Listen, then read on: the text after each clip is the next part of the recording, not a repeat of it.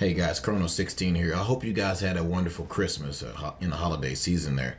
Now, I'm sure by now, most of you guys who are awake and are paying attention have come to the conclusion that there's no way that North Korea hacked Sony Pictures. In fact, a major internet security company come out, investigated it themselves and come out and said that there is no way that North Korea was responsible for this hacking over there from North Korea. But yet the United States FBI come out and told you, well, it was North Korea that did it and we're not going to give you any more evidence of anything else. Just take our word for it. Yeah, right.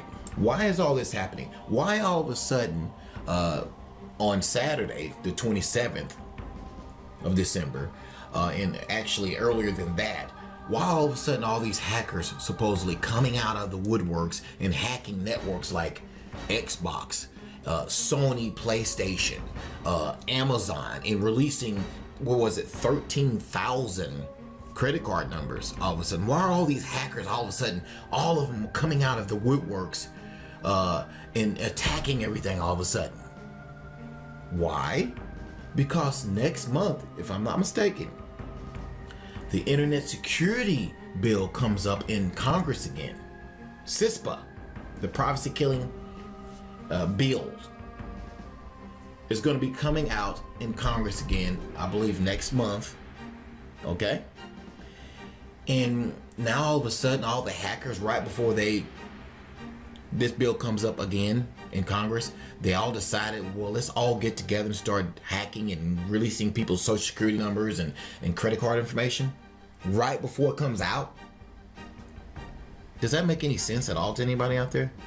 I don't believe that's what's taking place. I believe that this whole ordeal, Sony, all of it, is being done by the NSA, being perpetrated purposefully, so they can come out and say, well, see, you need our help and you need us monitoring and tracking everything that you do to make you safe so this won't happen again.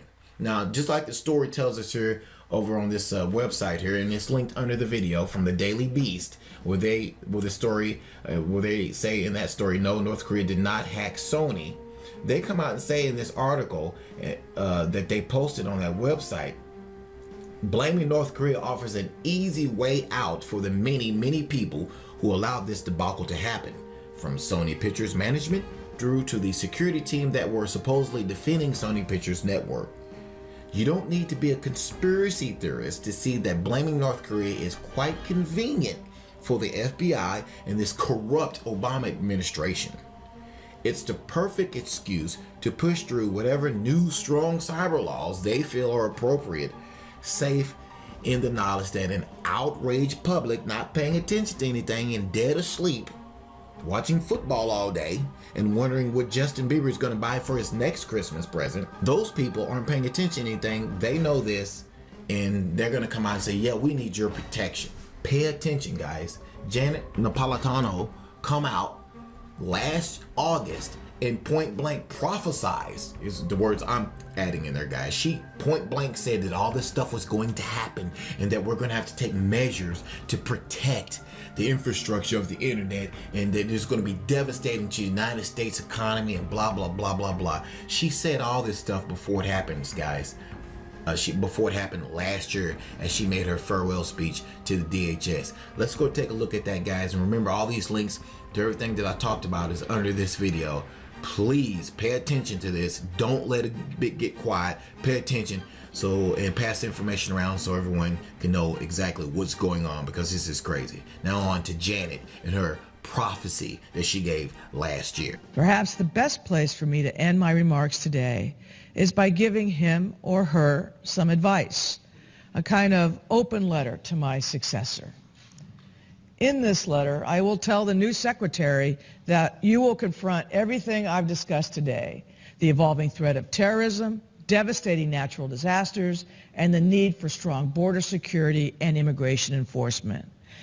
You'll need to forge strong relationships with all of our partners, including Congress, to make sure DHS has the resources it needs to meet our responsibilities to the American people.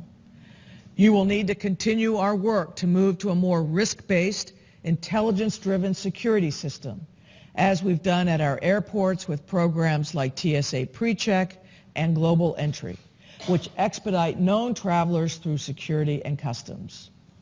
You'll need to support science and technology research, building on the more than $2.2 billion we've invested over the past 4.5 years to strengthen chemical, biological, radiological, and nuclear security measures.